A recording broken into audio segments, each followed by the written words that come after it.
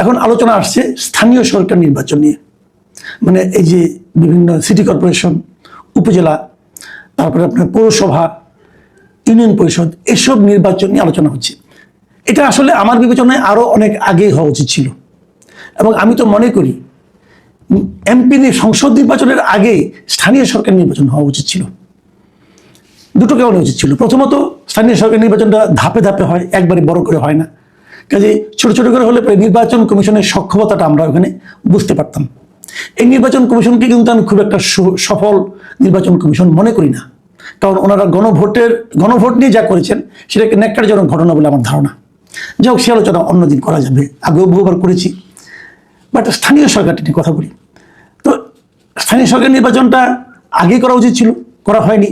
কারণ স্থানীয় সরকার নির্বাচনের সঙ্গে নাগরিকদের নানা ধরনের প্রয়োজনীয় কর্মকাণ্ড জড়িত থাকে। ধরেন একজন নাগরিক সত্ত্বায়িত সার্টিফিকেট, নাগরিকত্ব সার্টিফিকেট, একটা চরিত্রের সার্টিফিকেট, একটা আপনার ওই সম্পত্তির যখন ভাগাভাগি হয় তখন সেটার একটা মানে আপনার ওয়ারিশান সার্টিফিকেট, এই ধরনের অনেকগুলো সার্টিফিকেট কিন্তু এই কাউন্সিলর এবং কমিশনাররা দিয়ে থাকেন।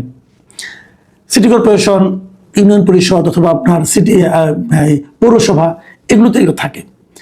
তো সেটা খুব জরুরি।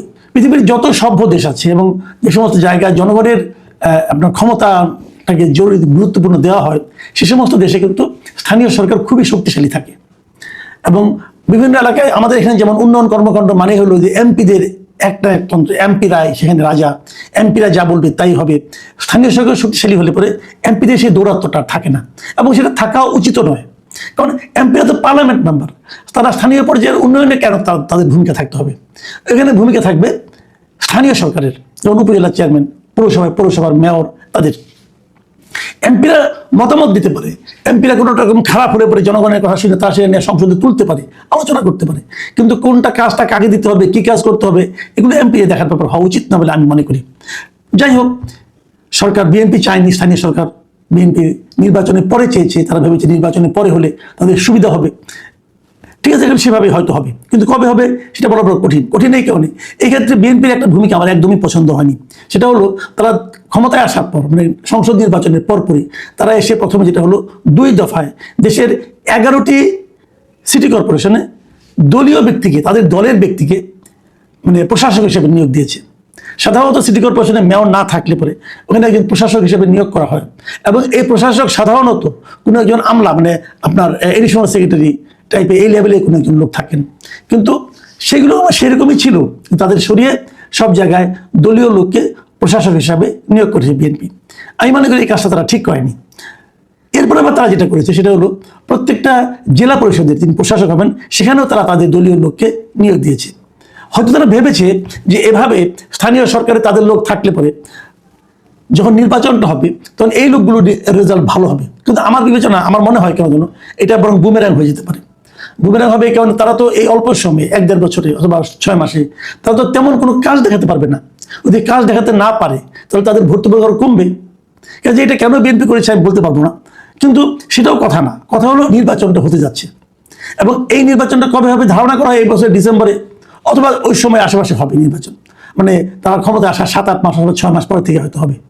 কিন্তু আজকে এই আলোচনাটা করলাম এই কারণে যে জামাতে ইসলাম যেমন তাদের এমপি নির্বাচনের অনেক আগেই তাদের প্রার্থী তালিকা তৈরি করে ফেলেছিল, যে কোথায় কে প্রার্থী হবে তারা নিজেরা ঠিক করে ফেলেছিল। এক্ষেত্রেও তারা কিন্তু তাদের সিটি কর্পোরেশনের মেয়র কারা হবেন সেটা তারা ঠিক করে ফেলেছে। আমি এই জায়গায় এসে একটু জামাতের প্রশংসাই করতে চাই।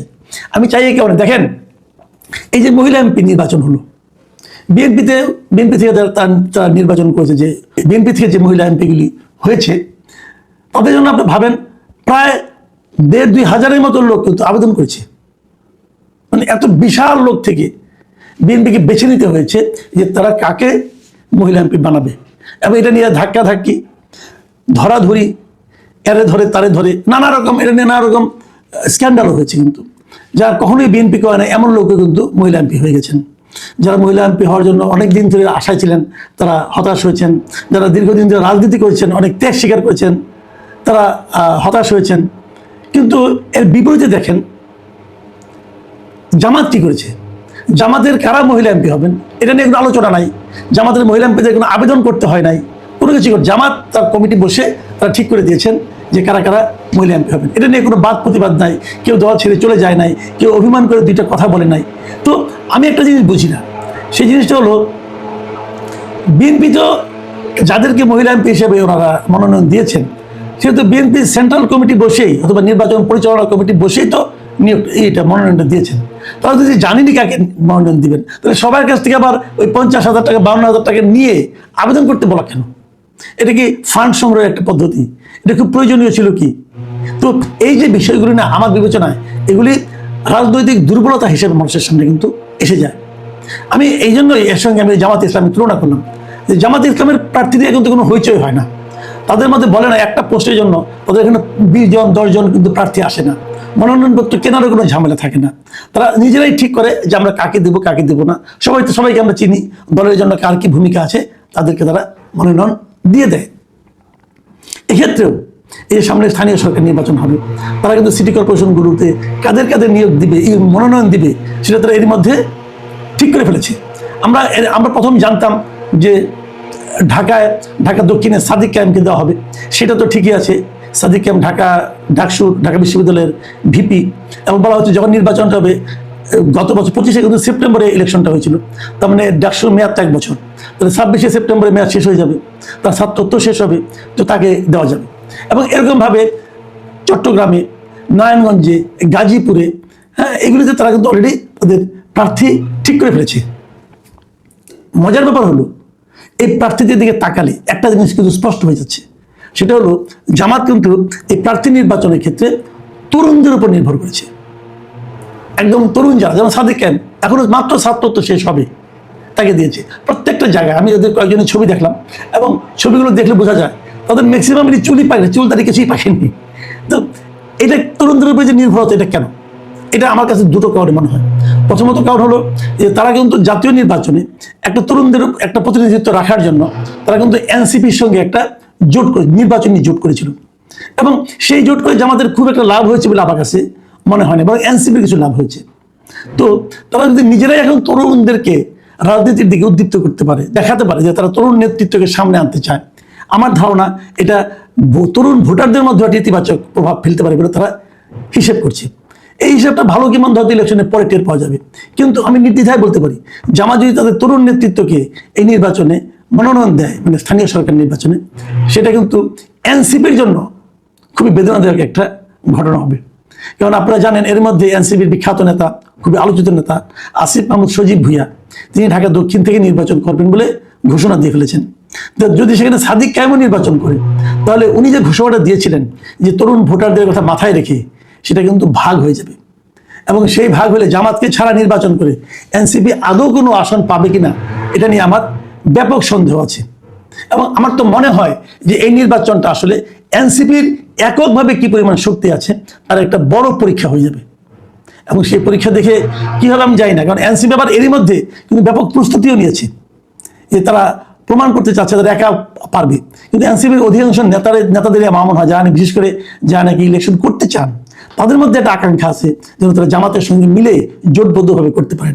এবং বিভিন্ন পত্রিকা যা পড়লাম আমি, সেখানে জামাতের নেতৃবৃন্দের বক্তব্য হলো তারাও এবার দেখতে চান যে তারা একা একা কত দূর যেতে পারেন।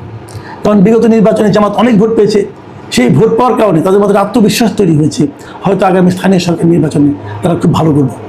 কিন্তু ভালো মন্দ যাই হোক, বিএনপির তো প্রচুর ভোট আছে, ভালো মন্দ যেটাই হোক, আমার কথা হলো আমরা চাই স্থানীয় সরকার নির্বাচনটা দ্রুত হয়ে যাক, এটা যেমন একটা চাওয়া।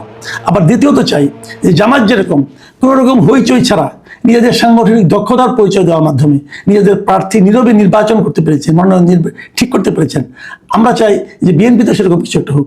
এই মনোনয়ন নিয়ে যদি এত মারামারি হয় তাহলে নির্বাচনটা কেমন হবে?